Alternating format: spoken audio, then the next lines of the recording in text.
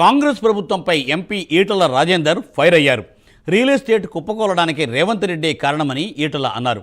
అప్పుడు lake view అని చెప్పారు. ఇప్పుడు లేక్ వ్యూ అంటే రియల్టర్లకు మరణశాసనమని ఎంపీ ఈటల మండిపడ్డారు.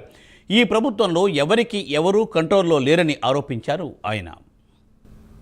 హైడ్రా కమిషనర్ రంగనాథ్ గారు శ్రీధరబాబు గారి సమక్షంలో ఇది ఆపేస్తామన్నది కూడా పట్టించుకోరు. కలెక్టర్ గారు చెప్పినా పట్టించుకోరు. ఎవడు చెప్తే పట్టించుకుంటాడు.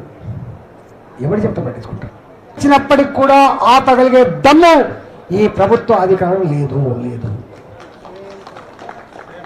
ఏదైనా ఇండ్లు అమ్ముకోవాలంటే, కట్టి అమ్ముకోవాలంటే, ప్లాట్లు అమ్ముకోవాలంటే లేక్ వ్యూ అని చెప్తే 2,000 రూపాయల గజానికి ఎక్కువ పోయేది.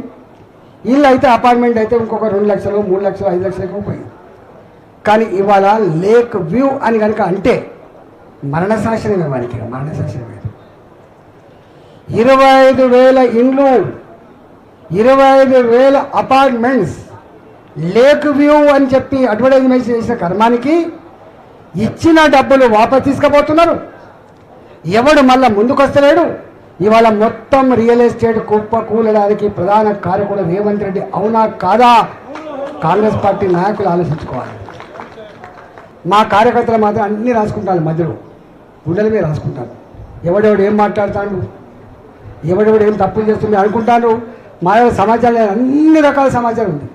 ఎవడు భూములు ఆక్రమించుకుంటున్నాడు, ఎవడు హైడ్రాపేట భయపెట్టించి డబ్బులు గుంజుతున్నాడు, ఎక్కడెక్కడ పైరలు జరుగుతున్నాయి, ఎవరెవరు చేస్తుందో మొత్తం సమాచారం మా దగ్గర ఉంది. హైడ్రా కమిషనర్ రంగనాథ్ గారు శ్రీధరబాబు గారి సమక్షంలో ఇది ఆపేస్తామన్నది కూడా పట్టించుకోరు. కలెక్టర్ గారు చెప్పినా పట్టించుకోరు. ఎవడు చెప్తే పట్టించుకుంటాడు.